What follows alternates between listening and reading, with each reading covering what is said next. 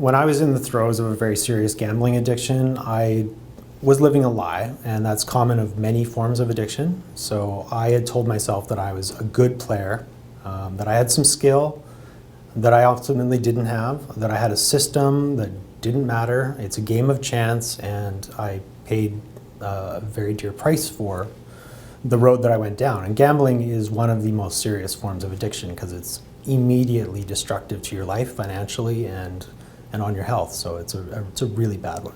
My game of choice was blackjack, and because I was playing online, I was able to bet very large. I was playing $500 hands, and there was nobody around to kind of give you that strange look or any kind of checks and balances. It was just me against my computer, and so I was able to bet very serious amounts for a very long time without anybody knowing, and it cost me a lot of, quite a bit of money. I lost well over $500,000 doing this.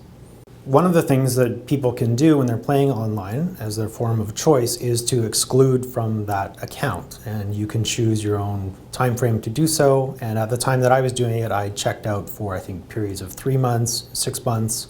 I could have checked out for longer, but I chose not to.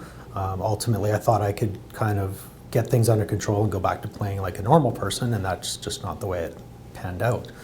There are actually resources that I could have taken advantage of while I was excluded, such as free counseling offered by the province.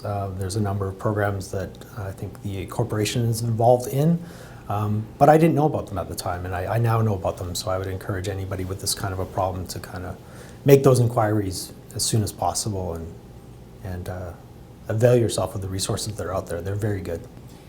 I realized very early when I had a problem. I realized almost instantly I just didn't have the ability to do anything about it. I was at that point well into an addictive pattern that I couldn't control.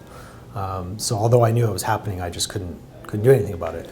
So I decided to go down this path with either the sink or swim mentality, and if I sank, I was going to sink all the way, and it was a very scary place for me to be.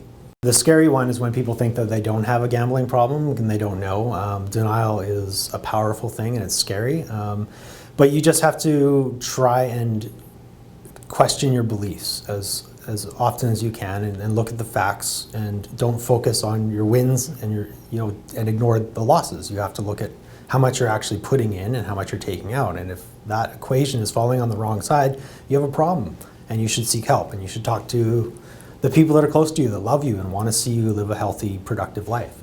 Life is amazing now. I have to say I've been living a very, very exciting life for about 1.5 years now. I'm full of passion. I'm always smiling. I feel healthy. I don't drink. I don't gamble. I feel strong mentally. I have bipolar 2 disorder, and I'm on only 2 prescriptions now, whereas when I went into residential treatment, I was on 5. Sort of the perception, I think, is that you go into these places and they drug you up and you come out okay. That's not the case. I went into treatment and I got taken off medication that I was previously on. I was signed up for 3 months in treatment, and I was told I'm good to go after 6 weeks. So that they really want you to help and get you better living a productive life. So life is good.